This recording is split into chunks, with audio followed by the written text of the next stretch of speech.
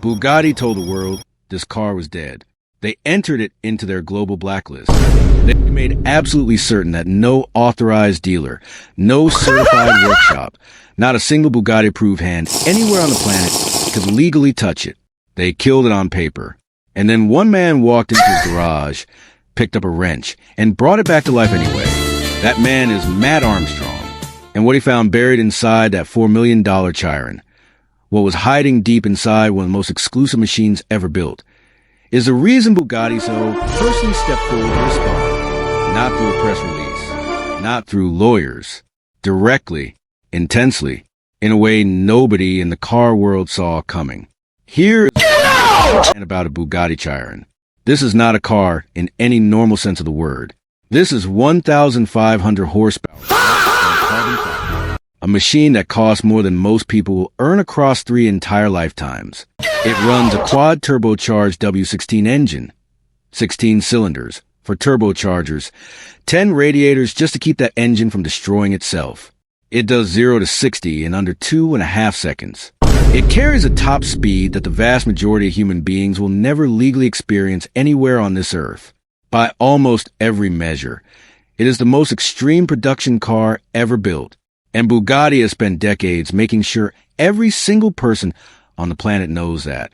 So when Bugatti decides one of these is too damaged to repair, they do not just write it off like a normal insurance claim. They make certain it stays finished.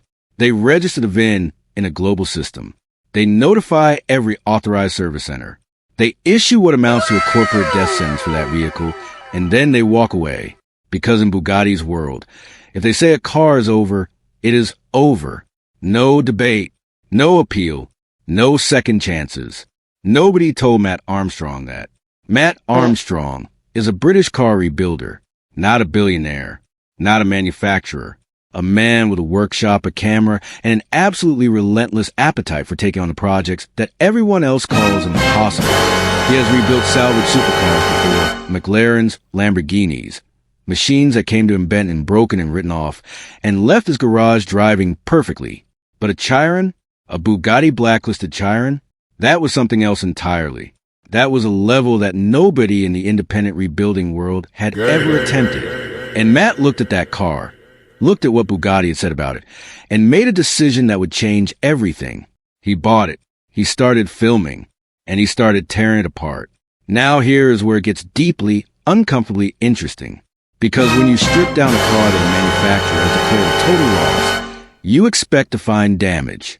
You expect carnage, broken components, bent frames, destroyed panels.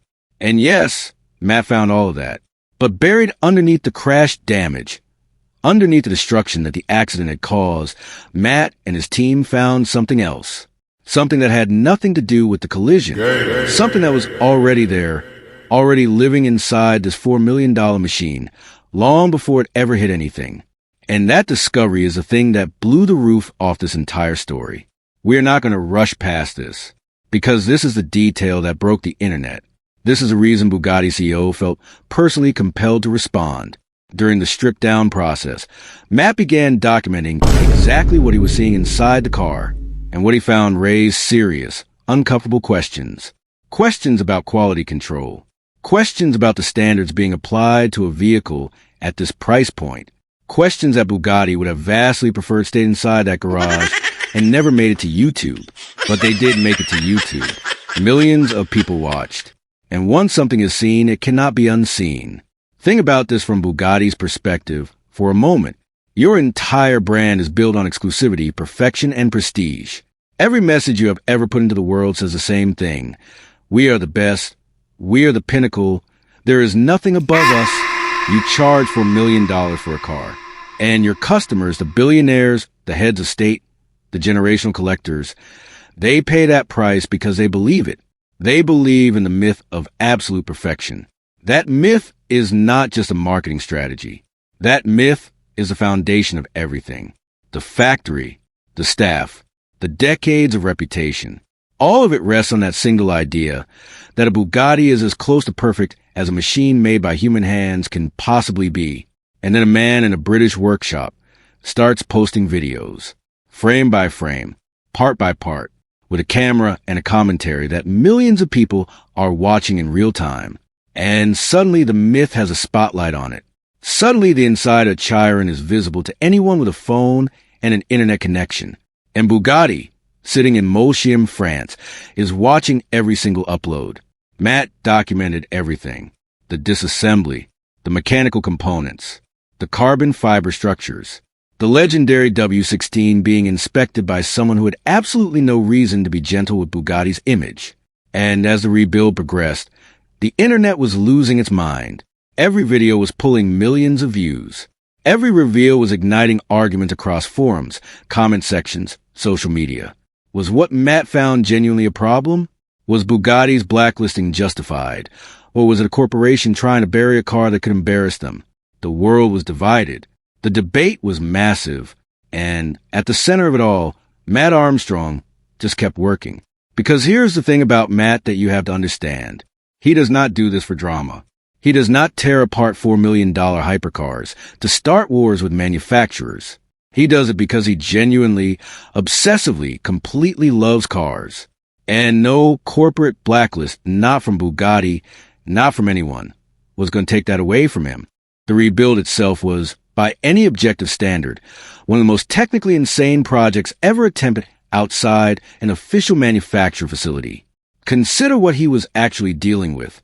A car so complex that Bugatti constructed a dedicated factory in Alsace, where teams of highly trained engineers spend months assembling each individual unit. A car where the fuel system alone involves multiple high-pressure pumps working in sequence, just to feed that W16 enough fuel at speed. A car where the all-wheel drive system, the 7-speed dual-clutch gearbox, the active aerodynamics, the thermal management, all of it has to function in perfect synchronization. Because if any one of those systems fails on a load, the outcome is not a warning light. The outcome is catastrophic. And Mat was doing this. In England, in his workshop, with his team, on camera, with the entire car community watching every move and waiting for something to go wrong. The sourcing of parts alone was a nightmare. Because Bugatti had blacklisted this VIN, official supply channels were closed. Mat could not simply call a Bugatti dealer and order components. He had to work the network, hunt down specialist suppliers, source parts through channels that Bugatti had never intended to be used for a car like this. In some cases, he had to engineer solutions that simply did not exist anywhere in the official supply chain. Every single problem that came up during that rebuild was a problem that Bugatti's own factory engineers had years of institutional knowledge and dedicated tooling to solve. Mat had his team, his experience, and an audience of millions willing him forward. And the car was coming together. Slowly, painfully, expensively, but it was coming together. And every update pulled the audience deeper in. Because people were not just watching a car being fixed. They were watching something much larger than that. They were watching one person challenge the idea that a corporation gets to decide what can and cannot be saved. They were watching a statement being made in real time, one bolt at a time, on the most exclusive car in the world. Up until this point, Bugatti had said nothing publicly, and that silence was enormous. Because in the world of ultra-luxury automotive brands, the standard response when something uncomfortable surfaces is always the same. Say nothing. Let the news cycle move on and the story dies. These are companies with deep PR infrastructure, legal departments, communications teams whose entire purpose is to manage exactly this kind of situation. And the answer, almost universally, is silence. Silence is safe. Silence is controlled. Silence does not create new headlines. But Mat Armstrong was not going away. The videos were not going away. The questions being asked inside those videos were not going away. The audience had grown too large. The content had spread too far. And the questions being raised about what was found inside that Chiron had taken on a life completely beyond Bugatti's control. And then something shocking happened. Something that nobody predicted. Something that rewrote the entire narrative of the story in a single moment. Bugatti's CEO reached out, not through a spokesperson, not through a legal letter designed to intimidate, not through a carefully constructed press statement built to say everything while committing to nothing. The person at the very top of one of the most exclusive automotive companies in the world made direct contact with a YouTuber who had been dismantling their blacklisted car in a garage and broadcasting the results to millions of people. And what was communicated, the tone of it, the content of it, the very fact that it happened at all, sent genuine shockwaves through every corner of the automotive world. Because it was not what anyone expected. It was not a pure legal threat. It was not a warm congratulation. It was intense. It was layered. It was a collision of two completely different worlds. The world of corporate automotive perfection that has operated behind closed doors for over a century, and the world of transparent, independent, audience-driven rebuilding that the internet made possible. And suddenly those two worlds were face to face, and neither of them could pretend the other did not exist. What Bugatti's response revealed, and this is a part that absolutely nobody saw coming, was that they had been watching far more closely than they ever let on.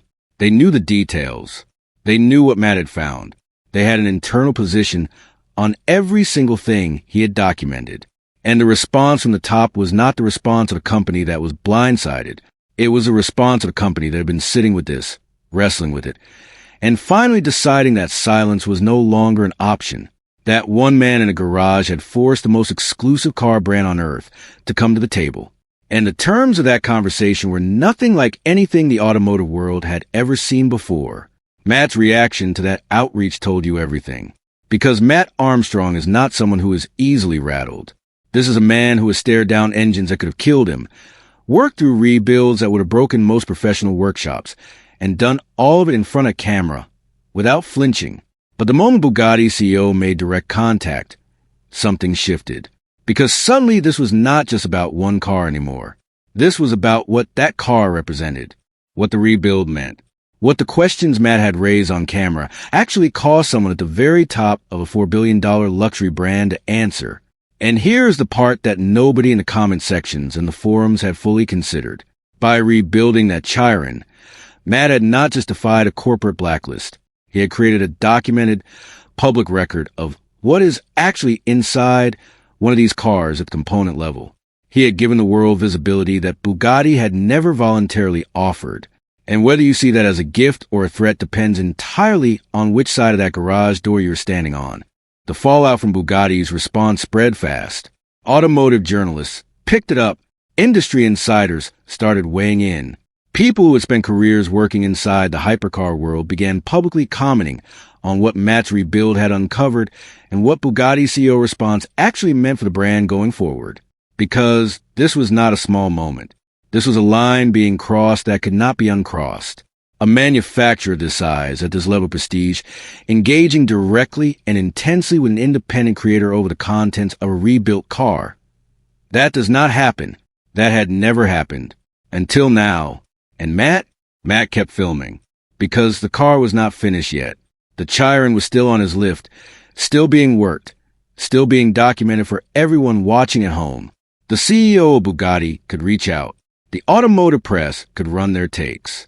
The internet could argue itself in circles. Mat Armstrong had a job to complete, and he was going to complete it regardless of what any of them said. What the finished car looked like when it finally came off that lift, what it sounded like when that W16 fired up inside Matt's workshop for the first time since the accident, is a kind of moment that reminds you why people fall in love with cars in the first place. Not the price tags, not the prestige, not the corporate mythology, the raw, physical, overwhelming reality of a machine like that coming back to life. It was never supposed to happen. Bugatti said so. The blacklist said so. The entire official structure of the hypercar industry said so. And it happened anyway, right there on camera, for everyone to witness. That is the story. One man, one destroyed hypercar, one corporate death sentence. And the moment a global manufacturer was forced to respond to someone who simply refused to accept that they had the final word. Bugatti fired back, and it was intense. But the car runs, and that, in the end, says everything. If you made it this far, you already know what to do. Smash that like button because this story deserves it. Drop your thoughts in the comments below because I genuinely want to know what you think about all of this. And if you're not subscribed yet, do it now because we're just getting started. More rebuilds, more stories, more moments where someone does a thing that everyone said was impossible. Subscribe and you will not miss a single one. And that is the moment that nobody who watched this story unfold will ever forget. That W16 engine, the same engine that Bugatti's global system had declared finished, dead, never to run again. Fired up inside Mat Armstrong's workshop and filled the room with sound that is completely impossible to describe unless you have heard it in person. 16 cylinders. 4 turbochargers. A mechanical symphony that cost $4 million to produce, roaring back to life in a building that Bugatti never authorized, never approved, never wanted to be part of this car story. But there it was, alive, running, undeniable. And in that single moment, everything that Bugatti had said about this car became irrelevant.